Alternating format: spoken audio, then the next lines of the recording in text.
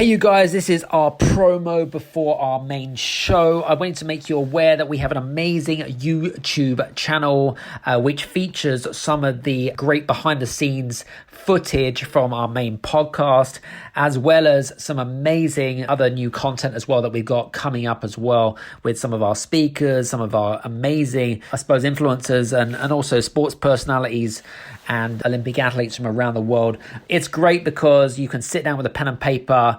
If you're extremely busy, you can make some golden nuggets just from a video. And you know what? It's great to connect with someone and see someone face to face by watching the YouTube channel. So listen, guys, go to youtube.com/Adam Strong. Make sure you subscribe to that YouTube. In fact, do me a favor, pause this audio right now, go straight to the YouTube. Make sure you subscribe to us and we'll see you there. Take care. Bye. This is the Game Changers Experience. Deep dive conversations with leading business disruptors, Olympic athletes, celebrities, entrepreneurs, and influencers from around the world. This show will teach you insights about the winning principles in mindset, productivity, marketing, branding, entrepreneurship, business strategy, and more. Hosted by Productivity Authority, business strategist, former elite athlete, author, and public speaker, Adam Strong. Hello, everybody, and welcome to the Game Changers Experience with myself, Adam Strong. And I am super pumped about today's guest, really excited about today's guest, because today is a little bit unusual in terms of, I suppose, our show. But our guest today has an electric and unusual background. And after 14 years of running one of the nation's top chiropractic clinics, he has become a sought-after corporate entertainer. He went on to write a best-selling book called UnHypnosis and a series of other critically acclaimed personal growth programs. He travels around the globe, sharing insight and wisdom about how to live an inspired life, whilst entertaining groups in the corporate world, as well as entrepreneurs and things like that, and also mind reading shows as well. So today we have Dr. Steve Taubman, who has hypnotized over 30,000 people in his business journey. His fans include sports figures, business leaders, and A-lister movie stars as well. He's been seen on national television, been featured in major magazines. He shared the stage with good friends such as Jack Canfield and the late Zig Ziglar. And today he's going to be sharing some top characteristics, some great insights about how you guys can essentially, I know that there's a lot of chaos going on in the world, but how you can become a little bit stressed, how you can create inner peace, because Steve is your man. So Steve, I just want to say welcome to the Game Changers Experience show, my friend. I'm so excited to be here, Adam. Really, ever since we got to meet a while back, I've been looking forward to being with you here and sharing a show. So hi, everybody. Awesome. Really good. And you know what? It's interesting because I know that we got connected through social media and stuff. And I don't know about you guys, but when you meet someone for the first time, whether it be face-to-face or when you speak to someone on the telephone, I always have, I don't know if you have that feeling, a really good gut feeling. And, I don't know about you get these, Steve, but when you have a good connection with somebody, right, everything kind of lights up like a firework display. Do you ever get that? Yeah, it's just that kind of quality of connection that always feels so good. I always think that because I teach a lot about communication skills and about listening and about being present. And if you're really present, then the connections go deeper faster. And you're a present guy. You're somebody, you listen well, you're attentive. It's a pleasure to know you. And so it takes away a lot of the layers that other people have to go through before they find out who somebody is. I appreciate that. Really, really appreciate that.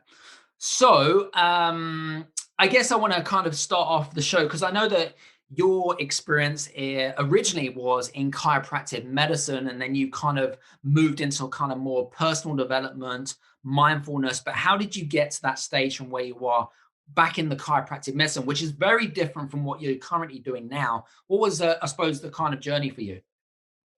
Yeah, and by the way, it's also somewhat come full circle, but we'll go through the process. So I graduated from a prestigious chiropractic college by the name of New York Chiropractic College back in 1982, many moons ago. And at the time, I was, just beginning to launch my new life, my new career, and my then wife and I moved up to Vermont, and we started a practice, built one of the largest sports medicine practices in the state of Vermont, one of the largest in the country. And we were treating, various kinds of conditions, but a lot of athletes. And in doing that athletic work, I also realized that physical is not the whole game. There's physical and there's mental. And then especially in athletics, if you're trying to be a competitor, there's only so far you can get by having a strong and agile body. You've got to have an agile mind. You've got to be able to focus. You've got to be able to visualize. So I started studying that as well, partly to help my patients, and quite frankly, partly to help myself, because I grew up with depression, with anxiety, self-esteem issues. So I really needed to do my own inner work, and I started studying mindfulness.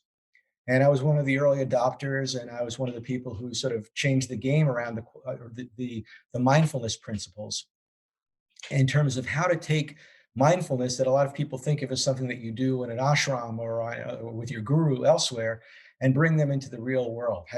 What is practical mindfulness? And so for me, I started exploring and studying that. And I also, at some point along that same timeline, decided I wanted to be something else, do something else, try something else. And I ended up selling my chiropractic practice after 14 years. And I didn't know 100% what was next for me, but I did believe in this notion that if you create a gap in the usual way you do things, ultimately come in and fill that gap if you're not to fill it yourself. So you get that leap and the net will appear kind of mentality. You know what I mean, Adam?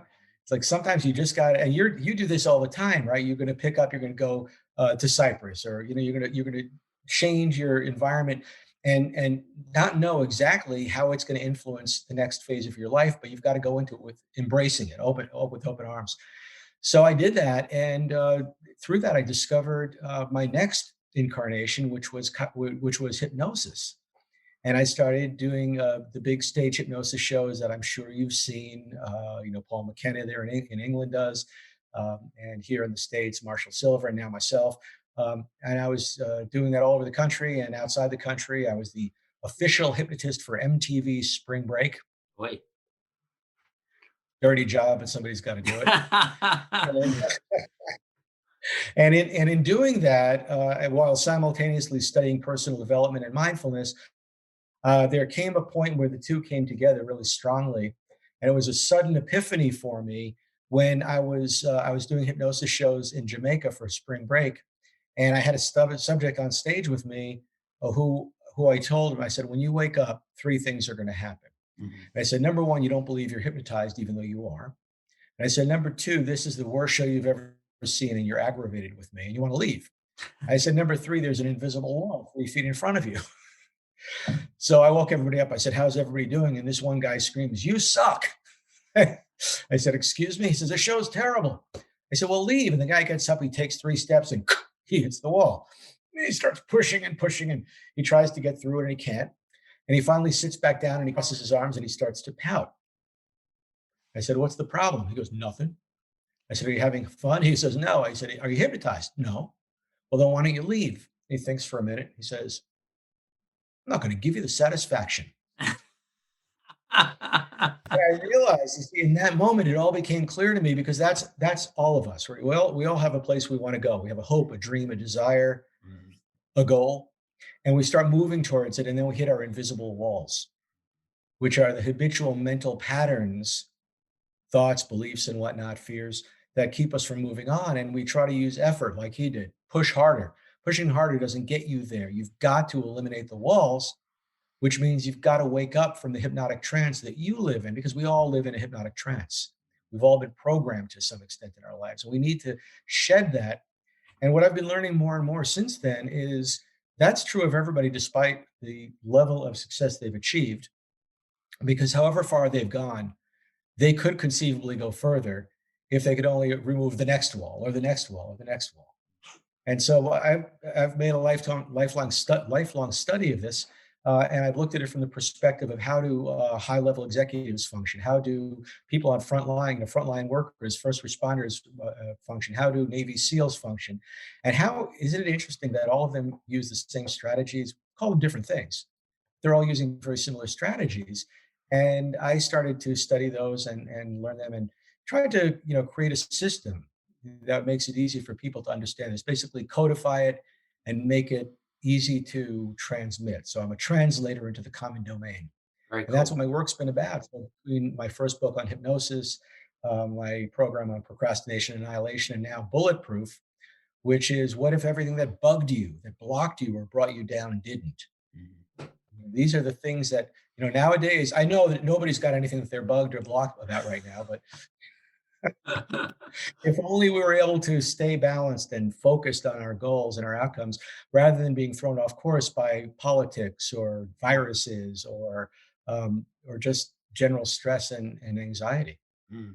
It's interesting So, you were talking about where you studied what athletes in terms of blockages and stuff, because obviously you know that I used to be an athlete and stuff. So all these things that you were talking about is really resonated with me, and it's kind of taking me back. And I'm like, oh wow, you're kind of taking me back to when I was there, type of thing. So you kind of get a really good perspective of where a lot of athletes experience, which is really good. I love that. It's a good and analogy. you know then firsthand that there comes a point in your career as an athlete where the margin between good and great is only in your mind. You've got the same physical capabilities of your opponent, but how quick is your mind? How agile is it? How quickly can you shift and take in more information? And that's all trainable. Yeah. If you understand the methodology, and we've laid the methodology out in a very systematic way for people who want to be more successful. Mm. And quite frankly, not just more successful, but happier or pain free. Right now, there are a lot of people suffering from the physical and mental pain associated with the way their minds work. Sure. So, a- and here's an interesting, quirky question, I suppose, from my perspective. So, you claim to be able to identify blockages, in people's brains as such, or patterns that can lead to stress, unhappiness, or ineffectiveness, effectively. What is a mental blockage, and how do we become consciously aware of those blockages? That's a great question, Adam. Well, the first thing to recognize is that our blockages are the hardest things for us to see because we're living inside of them. Like a Mhm. fish lives in the water, it doesn't see the water, right? It's the medium in which we live. We're not separating it from reality or from ourselves because it's just become so much a part of us, right? If you're depressed all the time, life is depressing. It's not like I have depression or that there is depression that I'm experiencing. It's I am depressed. So there's got to come a point where you've got to separate yourself from your experience, from your thoughts, so that you can observe them and then potentially change them too, right? Because that's the ultimate goal is to be able to have those lose their grip on you. So here are a couple of pointers. If you're kind of just beginning the process and you're essentially trying to wake up. I'm trying to wake up. My life isn't working. I don't know why it's not working. I keep hitting the same walls. I'm frustrated. I'm having the same fights with the same people. I broke up with one girl and now I'm going out with another one and she's turned into the same as the other one. Right? But we all have those experiences, right? So how is it that we keep manifesting the same reality? Well, because we're essentially out picturing our expectations. We Mm, get people to kind of play the other role that we've designed in our own heads. mm, So we are really ultimately responsible for becoming more self-aware. Well, how do you become self-aware? How do you start to mm, notice? And the answer is you use your external experience as a signpost to tell you. For example, what bothers you? I would sit you down if you were a client of mine. I'd say, make a list of all the things that aggravate you. Let's look at one of them. I'm always aggravated when people don't believe me when I tell them something. That really, really bothers me. Okay, good. Well, that's good. Let's start with that. All right. So picture somebody not believing you. Picture what it does inside of you. What thought occurs once that happens? Then what emotion do you feel? Then what thought do you fear? What's your next thought? And we start to dissect the mental process that takes you from being okay to being spun down into a place of misery. Mm. And in that inquiry, in the act of looking at your own experience, looking at the things that bother you and how they bother you and what your mind does with that, there's an enormous amount of wisdom in that. Because as you become the student versus the victim, or you become the scientist, the Mhm. nuance of your own neuropsychological process, Mhm. then it starts to separate itself from you. Right? You Mhm. start to get a little more backstage to the whole drama, Mhm. and then you have power. So the easiest answer to your question when you ask, how do people identify how they're blocked, is by what upsets them. Good question. That's a great answer, by the way, because I think that we all have what I call them pet peeves. You've probably Mhm. heard of that before, pet peeves, and I suppose it's a similar thing, isn't it? Aggravation, pet peeves, they're things that really tick you off. Do you know what I mean, Steve? Oh yeah, yeah. I'll tell you, I've got a. When I designed the home that I live in right now, I had somebody come in and they did, what they call feng shui. Oh yeah. Yeah, so everything is balanced, and so certain colors are on certain walls and certain pictures. So there's a part of the house based on what they call the Bagua map. That if you want your home to be balanced based on the feng shui principles, you've got one area. So as people walk in, it's usually the first quadrant of the house on the right side, where you have things that represent um, ways in which you are spiritually led. What fills you up spiritually? You Mhm. know, whether that might be where you would put religious symbols if you were religious, or a picture of the Buddha, or whatever it happened to be. And in that corner of my house, I have got a picture of Ram Dass, the spiritual teacher, who's very meaningful to me. And right next to the picture of Ram Dass is a picture of Jan, the woman who used to work for me, who made my life a living hell. Because I learned more about spirituality from having to deal with her than almost anything else. So talk about pet peeves. She was she wasn't a pet. She was my pet monster peeve. And yet I realized somewhere along the line that, that every upset is an opportunity, right? Ken Kai said, I welcome the opportunity, even if painful, that my experience offers me to become aware of the things that I need to reprogram, right? Reprogram. I want to reprogram my mind so I'm not automatically affected by this or that, because most of us walk around like a what do you call those things? Jukebox, right? Somebody pushes J9 and you play Merry Christmas. You're the victim of the buttons that are being pushed. And you don't want to be the victim of the buttons. You want to be the author of your own fate. So if somebody pushes your buttons, that's great. Now you know how to kind of rewire your nervous system so that doesn't happen the next time, or the next time, or the next time. It may take a while, but it's a noble task. Very cool.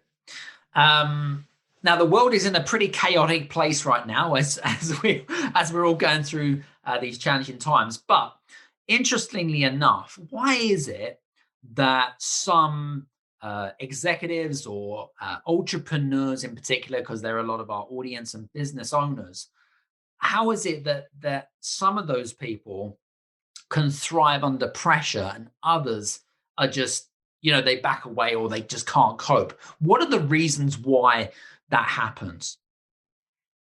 Well, that's what I define as bulletproof. That's why my book is called Bulletproof, because we Mhm. want to develop the qualities that allow somebody like that to thrive under pressure. There are creatures in the sea that live down at the very lowest point of the sea. Like if you and I were down there, we'd be crushed instantly. Yep. So would a bank. But there are arthropods down there that are like giant shrimp that live under pressure that would instantly crush us. So they've developed a certain structure that allows them to experience pressure. And in the same way, we need to learn those same skills. So the people who are thriving during this, first of all, they've got a different perspective on all of this, right? They're saying, this is not happening to me. This is happening for me. Mm.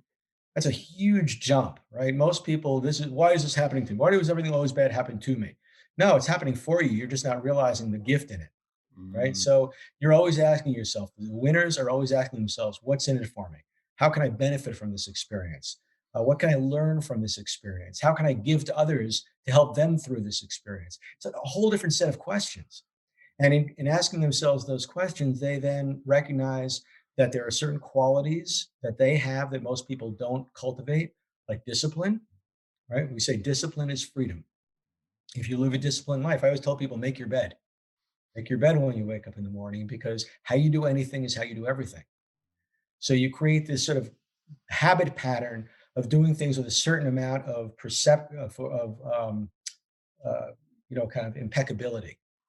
You become impeccable at everything you do because it creates a structure that you can live inside of. And then you've got to learn the lessons of mindfulness, which is what I've been teaching now for 20 something years. The lessons of mindfulness are how do you get your mind laser focused on what's happening right now in this moment, and everything else is completely irrelevant. Unless it becomes relevant and you need to face it, put it aside, right? It's not our default. Our default is, ooh, we're constantly looking for the next shiny object. But people who are highly successful, the people you're talking about who are thriving, laser focus. How do they develop it? Well, they probably do some kind of a practice. So first of all, they're disciplined, so we know that they're capable of practice. And secondly, they've learned certain mental practices. For example, meditation. Yep. How do they meditate? Some of them will just go out for a walk every day and like commune with nature and not let their mind fill up with nonsense, but just become right here, right now. Be in the present moment. Wash your dishes as if each dish were your cherished child, right? Just complete reverence and focus for each and every moment. And those kinds of little techniques start to add up, and your mind starts to function in a different way. And it actually changes your nervous system. We've seen PET scans and MRIs and whatnot that demonstrate that your brain changes, your cortex thickens when you apply mindfulness principles.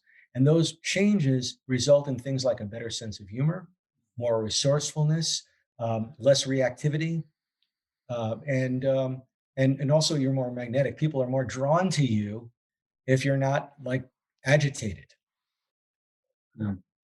Good point. Some good points. But I guess I want to challenge that thought process, because you mentioned about the fact that some people become laser focused. Now, my belief is that there are two types of people. There are left brain people, which you've probably heard of, and there's right brain people.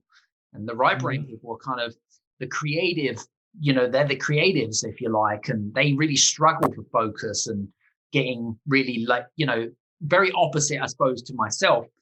Do you have any advice for the more right brain creatives? Because they're the ones that really struggle for getting the laser focus and stuff. And can it be achieved? Oh yeah. Well, first of all, creative people are very good at focus when they're being creative. That's the thing that our focus is often given to us, or it's a gift to us. So if you're a painter and you get an idea for a painting, I mean, you've seen a painter working day and night on a piece because they're so immersed in it. So that sense of absorption into something is the kind of focus I'm talking about. Now, granted, that same person may lack focus in other areas of their lives and may need to develop focus in those other areas of their lives, because there are a lot of starving artists, right? That joke about what's the difference between a guitarist and a large pizza. The large pizza can feed a family of four. I never heard that. So if you want to be an artist, but you don't want to be a struggling artist, then what you want to do is you want to recognize the qualities of focus that you're using when you're being artistic, and then apply those same qualities to things that you don't naturally apply them to.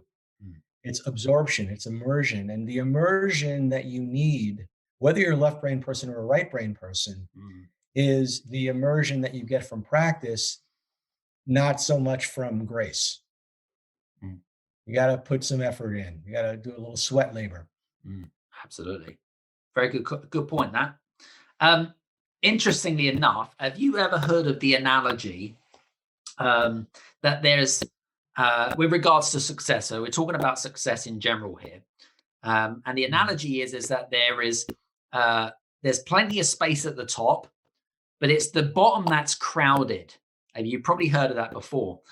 Firstly, do you believe in that analogy? That's the first thing. And secondly, why is it that the bottom is always crowded and it's always lots of space at the top? That's a great question. And don't you think that people sort of rise to the level that they expect themselves to, or believe themselves capable of, Mm. versus what they deserve? I mean, I think everybody deserves to be at the top. You know, it's our birthright. We could all be successful. Mm, mm, Some people don't, and everybody defines success differently. So that there's a lot of tops, right? I might find that I'm at the top when I've got a happy, healthy family, and I don't mm, need a very high paying job, but I found a way to live simply and be within my means. That's a different kind of success, and that's another mountaintop. mm. But everybody should find their mountaintop, and everybody should kind of reflect on the possibility of getting there. And so it's crowded at the bottom because a lot of people they don't allow themselves to believe it's possible. They weren't taught the right lessons growing up. Oh, you can't do it. You're not good enough. You're not smart enough. And we believe that stuff. Those things become the walls that define our lives. We have to we have to question that. My favorite quote is, "Don't believe everything you think." I love it. That's a great quote. Nice. That's very good. So I know that you are very much into I was going to say hypnosis, you know, Mhm. and but I want to share my experience with hypnosis. So I came over to the US about I think it was about 2 years ago now, and I Okay. was basically at I was at a retreat, Mhm. and there was a guy there. He was originally from Canada, Right. and he proclaimed that he could pretty much hypnotize everyone. Fortunately, I was the guinea pig. I was one of those guinea pigs, and I was hypnotized, and I didn't even realize I was hypnotized, of course. And it was just one of those really strange experiences. And once I became unhypnotized as such, they showed me the video, and I was just doing all this funky stuff and weird stuff. And I was like, I never knew that could happen to me. But I guess my question is what is the benefit of using hypnosis apart from entertainment from a client perspective? When I do it as entertainment, it's really I call it an ethical bait and switch. Like, I'm doing it for entertainment, right? So bait and switch is like you lure somebody and then you give them something of lesser value. I Mm, do the opposite. I lure them in and then I give them something of greater value. mm, So I lure them in with the entertainment because it's fascinating, right? It's just mind-boggling to see that people can behave so differently and not even know they're doing it. But the real gain is recognizing that what you're allowing yourself to believe is controlling your perception of reality, and therefore what you'll do. People will get stuck to the chair. They won't be able to remember their own names. They're like all these crazy things, and that's all a function of what they're believing in that moment.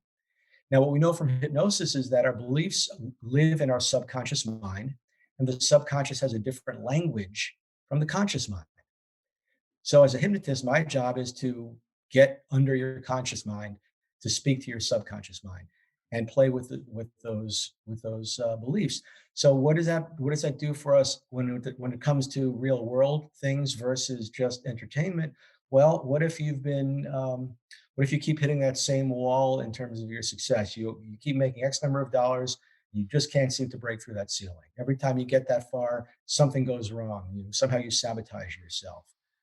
That's in all likelihood some kind of an invisible wall that a hypnotist could take you inside and begin to discover what is the pattern that's playing inside of you that's got you stuck, not believing that you can have the results you want in your life. And once we recognize what those are, we can then reprogram those. We then give you an alternative way of looking at something. So it's a very powerful tool. And it's a tool for learning, but for accelerated learning. very good. And also, I know that hypnosis can be used for weight loss and, co- uh, you know, getting rid of people's kick habiting, smoking habits and things like that, right? And that kind of stuff. But some people might see hypnosis as manipulative. I mean, how do you see that? Only if it's being done against your will, which is almost impossible to do. I won't say that it's not possible for people to take advantage of others by manipulating their beliefs, because we see what's happening right now Mhm. politically, right? So we Yeah. know that it's possible. But at the same time, I think what we need to realize is that we're already hypnotized, that we've already been programmed, that hypnosis is a day-to-day reality that we all face. In other words, you grew up, at times you were vulnerable to beliefs that were fed to you that aren't necessarily functional, and your whole reality is crafted around those beliefs, and they may not be very good ones. So what a hypnotist is there to do is to say, guess what? You're not stuck with those beliefs. You're not stuck with that, limited version of reality. We're going to help you crack that open and maybe choose a more functional way of being. So I don't see it as manipulative. I see it as being a tool to help people get out of the manipulativeness of the unconscious hypnosis, or even the maybe um, sneaky hypnosis that was done to them by people who didn't have their best interest at heart. Yeah. Very cool. It's a bit like I kind of see hypnosis as a way to reprogram a computer in a way. It's exactly, yeah, that's a great analogy, Adam. I use that one a lot. I say, it's like your hard drive is cluttered up here. We need to clear out some of that hard drive. We've got to install some better software, because you're running a program right now. You see, neurologically, what's happening is that you've carved pathways in your nervous system, Mhm. right? There are these. They say that when nerves fire together, they wire together. Mhm. So if a pattern has emerged inside of you and those same nerves go off again and again and again, eventually the path of least resistance, Yeah. right? As soon as this thing happens, then I feel this, then I think that, then I feel this, and then I do that. And it becomes, you ever churn? You ever find yourself sitting around just churning about something, and you just can't let it go? Mhm. That's like a nervous pathway. It's like a carved out path in your brain. And what we need to do is we need to carve new paths. We can't immediately get rid of the old ones, but we could carve new paths so that there's an alternative pathway for your thinking. So if you were afraid of bats or dogs or whatever, if you were to use a hypnotic process, then what would happen is we'd give you a new alternative. So when this thing happens, when you see a dog, rather than you going into fear, now you're fascinated, or now it makes you laugh, or something else, and you start building that pathway up, and eventually the other one just goes away because you're not using it. Fascinating. Um, I want to go back to something that we were talking about earlier, actually, which is about rewiring our brains. Is Mhm. there a is there a system that you use, whether it be with your clients on a speaking event or whatever it is, that some of our listeners can effectively use to rewire their own brains? I guess because we're all in different pathways and all live different lives and stuff like that. But is there a particular system or anything that you could any advice on that? Yeah, sure. So my first book is called UnHypnosis, and it's about unhypnotizing yourself, breaking out of the patterns of your hypnotic thinking. And I talk about sort of a three-step process. And the first step is you've got to create what's called uh, well, all of a sudden my brain's going blank on me, but it's basically you got to become receptivity is the word I'm looking for. Receptive, right? You've got to make the Receptive, mind yeah. receptive. You make your mind receptive. Well, quiet, relaxation, meditation, soft music, hypnotic trance, Benedictine monk chants, whatever it happens to be for you. But you've got to make your mind soft and receptive and not guarded. Then the second thing you need to do is you need to take the things that are operating in your against you, all those negative beliefs. And you've got to have some kind of a symbolic way to throw them away. We do this Mhm. with a lot of people. You imagine letting go of the feeling. So, for example, I'll give you a perfect example. I wish I could show this to you right now. I found a video, where I took a whole group of college students and who were deathly afraid of snakes, and in something like 30 seconds, I made them all love snakes. And the video shows this guy coming up on the stage with a 5 foot ball python and having them like petting the snake, and one girl's kissing the snake. It's very funny. Uh, it's a fascinating process. And how it works is the first thing I would do is I get you receptive, very calm, very quiet. So like a mild hypnotic induction. The second thing I would do is I'd say, I want you to envision a snake. And like, okay, I envision a snake. Now, what does it feel like? And then they would start to kind of interpret what the feelings were in their bodies. So they're taking their attention away from the vision of the snake and they're putting their attention on the feeling, right? So think about this for yourself. Just think of anything you're afraid of. Picture yourself being in the face of the thing you're afraid of and feel the feelings that come of it. Okay, so first I see, I'm up at a great height and I don't like heights. And I feel this feeling. I say, hey, great, now stop thinking about heights, but notice what it feels like in your body now. And then I would say, okay, where in your body do you feel it? And so I have people start to identify very specifically where is where does it feel? Is it heavy? Is it tingly? Like really get very dispassionate about your experience of it. And then I'll say, now imagine that feeling that you're feeling is like a bundle or a package taking up space inside of you.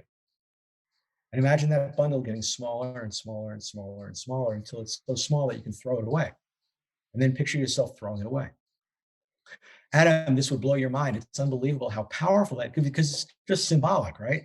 Right. But when somebody's in a very receptive state and they symbolically let something go, they simultaneously let it go in their minds. And then we have them replace the fear with fascination. When you awaken in just a moment, you'll realize that whatever you used to be afraid of, now you're fascinated by it. You find it fascinating and curious about it, and you kind of enjoy being in its presence. And I wake these people up and they've had these fears for a lifetime and the fear is gone. And I've done this thousands of times. So it's a process. And, if you were to read my books, you'd learn a little more about it. Or if you were to work with me, we would specifically find the best way to do it for you. But the bottom line is that we all walk around with fears and beliefs that we want to let go of. And the answer is you need a system, a methodical system that you can use that will then let that go. Yeah. And so for the people that are listening right now, that's a simple way to do it is just sit down quietly, picture the thing that's bothering you or that's triggering you. Step away from the thing that triggered you and start to be introspective about the feeling. Just sit there and be aware of the feeling, try to go into it a little bit, and then try to imagine it as if it were a bundle or a package. Then try to imagine or envision it getting smaller and imagine yourself throwing it away. And then imagine yourself now, as I think about it, I can now begin to experience it in a positive way. The next meeting I go into, I'm going to feel positive and confident. The next phone call I have to make. Some people hate cold calls. I love cold calling, right? We reinforce our beliefs about things. When I say I hate cold calling, I'm not just describing a past event, I'm predicting a future one. Fascinating. Right? We've got to stop doing that. We've got to stop volunteering to be in pain for the rest of our lives.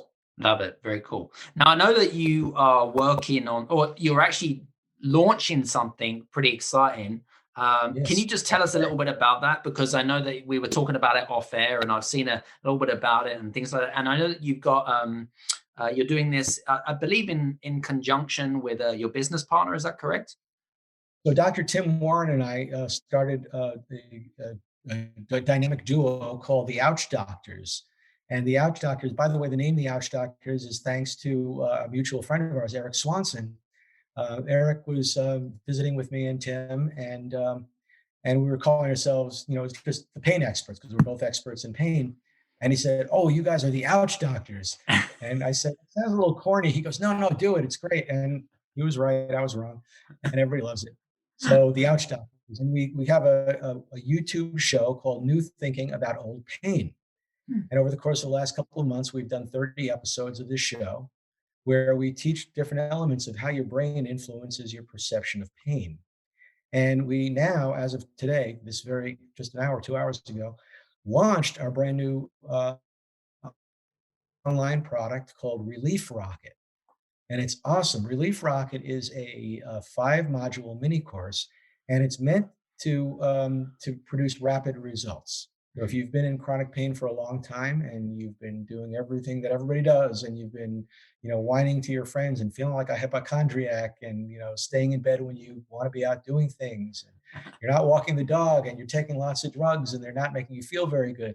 All that stuff can be changed, right? If you understand how to activate the power of your mind. So in this 5-module program, we're teaching people what I call the rapid relief formula, which is a technique that you walk through in your mind for, a minute or two that can very quickly reverse the experience of pain. And we teach you a little bit about avoiding foods that create inflammation in your joints. We teach you about how to do guided meditations. And we also teach you how to do a little self-hypnosis.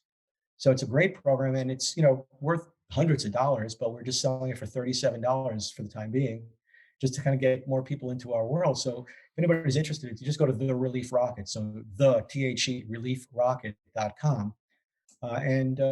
This is the time to do it. Like, the launch was today. We're still going to hold that pricing for a little while, but it's awesome. And it's a very quick way of noticing and finding out for yourself that you have the power to change your perception of pain. And if you can't get rid of pain, then how are you going to get rid of anxiety? And if you can't get rid of anxiety, how are you going to get rid of all the other habits and attitudes that stand in the way of your ultimate success?